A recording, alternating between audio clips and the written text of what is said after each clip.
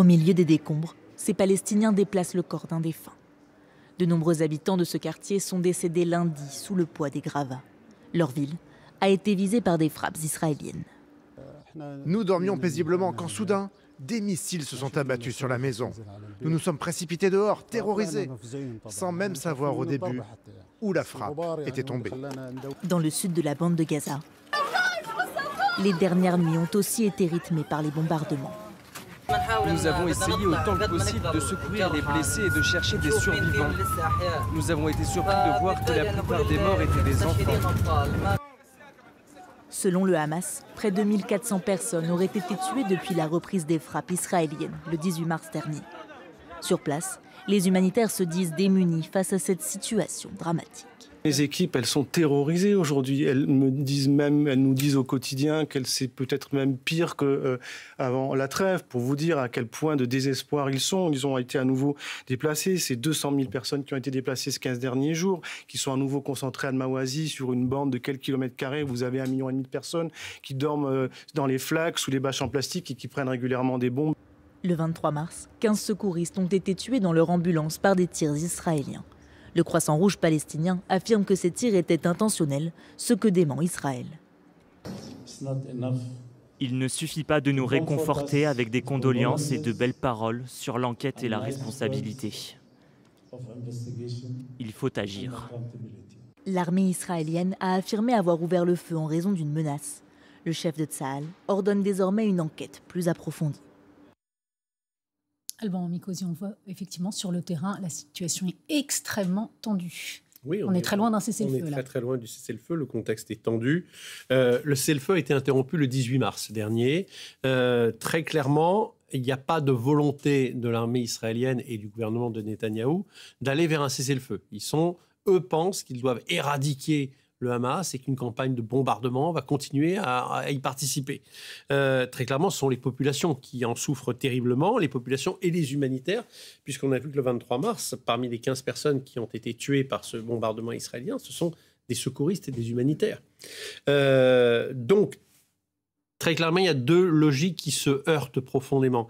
Le plan américain, personne n'y croit. Pour être clair, certainement pas le chef d'État égyptien et le jordanien, pour une raison toute simple, c'est que d'abord, les Palestiniens n'ont pas du tout l'intention de quitter la bande de Gaza. Les 2 millions de Palestiniens qui y vivent, c'est chez eux. Et les chefs d'État égyptiens et jordaniens ne voient pas les Palestiniens venir dans leur pays. Ça, c'est absolument impossible. Donc, il y a une pression américaine, ce qui est vrai. Donald Trump, vous savez, en supprimant USAID, par exemple, il a mis entre parenthèses un financement de 2 milliards d'euros au bénéfice de l'Égypte, par exemple. C'est un moyen de pression.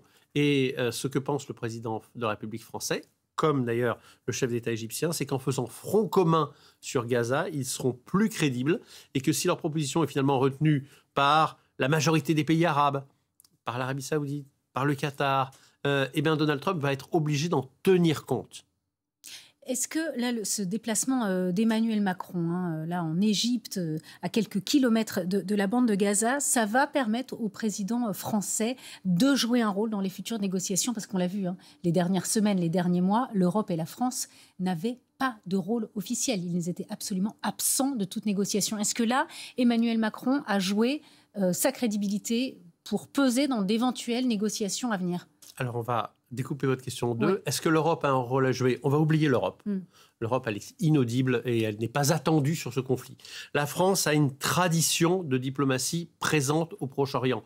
Le rôle de la France, il n'est pas central. Ne faisons aucune illusion là-dessus.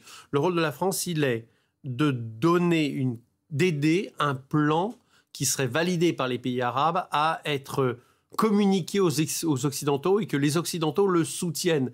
Ce qui mettrait du coup Donald Trump un peu en position d'être isolé, avec Benjamin Netanyahou seulement, et donc l'obligation d'étudier la crédibilité de ce plan. Vous voyez, le rôle de la France, il n'est pas majeur, mais il n'est pas nul non plus. Le rôle de la France, il est de rendre crédible, de donner de la force à ce plan présenté tout à la fois par l'Égypte et par l'Arabie saoudite. Je propose qu'on écoute le président des États-Unis qui, lui, ne compte pas renoncer à son projet de plan de cessez-le-feu. Écoutez.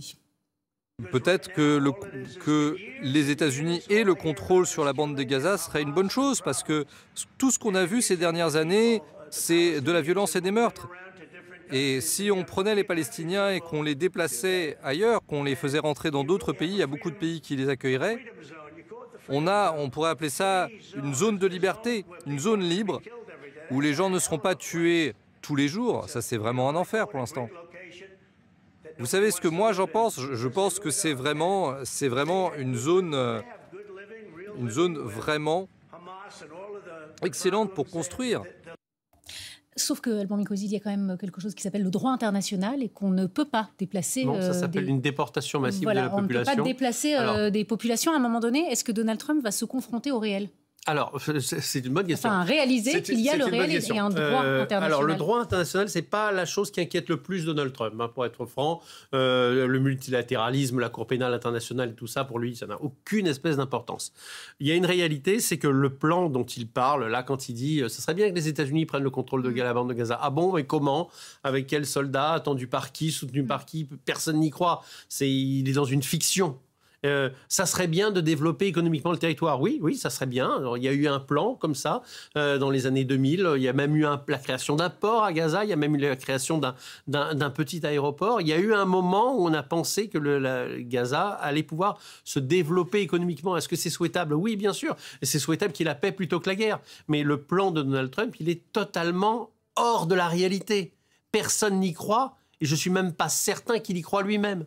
Et que son administration y croit. Dernière question, Alban, pour revenir à ce qu'on disait sur le plan élaboré par Emmanuel Macron, qui disait qu'il ne faut pas que le Hamas puisse gouverner la bande de Gaza par la suite. On sait qu'il y a eu quelques manifestations, effectivement, de Palestiniens dénonçant le Hamas ces dernières semaines. Est-ce que ça, c'est quelque chose de nouveau ou qui pourrait éventuellement changer la donne pour la suite? Évidemment, c'est très difficile de mesurer ce que pensent véritablement les Gazaouis. Les Gazaouis, ils voudraient surtout que les bombardements cessent et ils voudraient retrouver un tant soit peu, même pas des conditions de vie, des conditions de survie déjà plus correctes, parce qu'on en est là.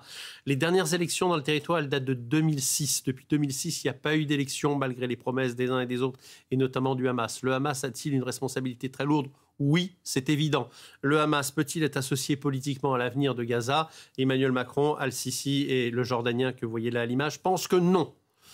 Ils sont en train de faire le travail auprès du Hamas très affaibli et auprès évidemment de l'Iran pour que le Hamas accepte de laisser la main politique. D'accord? Mais ça ne voudra pas dire la paix parce que le Hamas, lui, considère que le combat contre Israël doit continuer. Merci beaucoup, Alban Mykosi, de nous avoir éclairé sur cette actualité à l'étranger et ce déplacement d'Emmanuel Macron qui s'est donc achevé aujourd'hui, ces 2 jours de visite en Égypte. Merci beaucoup, Alban.